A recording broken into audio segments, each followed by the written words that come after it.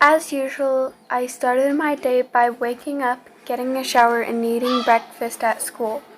But the teachers weren't there this time. I was so confused and waited in the classroom for hours, hoping a teacher or a janitor would come in and tell me we didn't have school today. But no one came in. The teachers were missing, and I started to get scared. So I carefully got up and started looking for a teacher in a different grade. I asked my little sister if any of her teachers were there when I was in the hallway of her grade, but she said no. It was so strange. I grabbed her hand gently and went to my little brother's grade. I asked him if any of his teachers were there, but he said no too. Then I took both of them with me to go look for at least one teacher in any grade.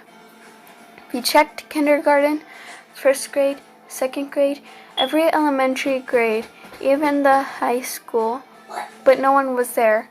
Of course, my little brother thought, maybe it's just a cruel joke, but my little sister and I thought it wasn't a school day. My brother said, "Oh guys, wait, maybe no one's here. We could do whatever we want."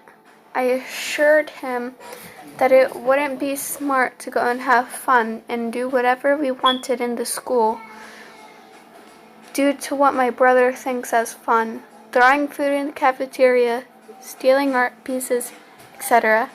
So we went back inside the elementary school, but it was not the same at all. The colors were different. There wasn't anything on the walls like there used to be, and I was pretty sure I went to the 5th grade hallway.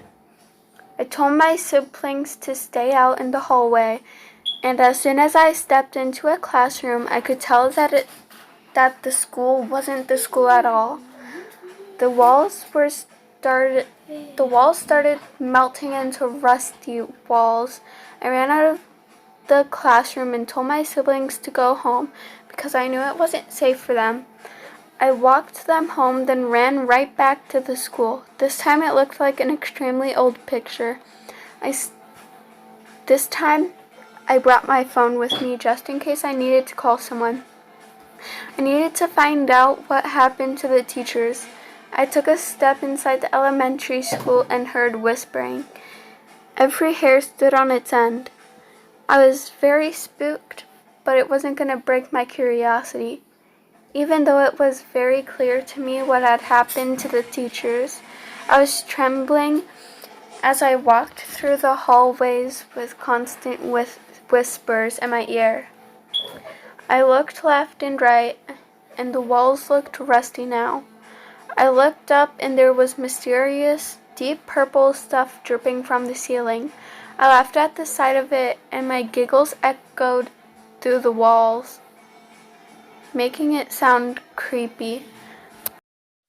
I started to munch on Doritos as I continued to look around. I realized I forgot my backpack in a classroom and went to go get it. I felt a strange presence behind me, but I kept walking to the room.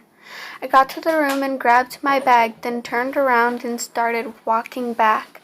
The whispers got louder the second I walked out of the room. I took deep breaths and tried not to cry of fear, thinking, I wonder what my siblings are doing at home right now. I began to draw what I was seeing, I think there's an explanation to this. Maybe the school is haunted, I told myself. I thought it was way too haunted for the school to be turning into this. Could it maybe be a poltergeist? I needed to find out what happened to the teachers, as the school started to look a lot more older and the whispers were a lot more louder. I was smart enough to actually not bring a Ouija board. I began to dial my best friend's number, but a black box with a red trim popped up. And in red lettering it said, "Contact not found." I got more scared because that never happens with my phone. Then my battery started to drain real fast, and after 5 seconds my phone died. I put my phone in my pocket. While I was trembling so much I almost dropped the phone. I slowly walk out of the hallway, but the whispering became so loud I had to crawl my way out. I felt a tight grip on my neck and started to breathe heavily. I still need to find out what happened to the teachers. The tight grip faded away with the whispering, and the school started turning back to normal after half an hour later. I felt hands on my shoulders, so I turned around and I see a teacher. She said, "Shh, don't scream. Everything's okay." She looked normal, but I didn't trust her. I looked deeply into her eyes. Then her skin slowly started to melt into a puddle of smoke. A black shadow-like figure appeared, and the hallway was fading into an extremely dark room. The whispering came back, and smoke was coming out of all of the doors to the classrooms in the hallway.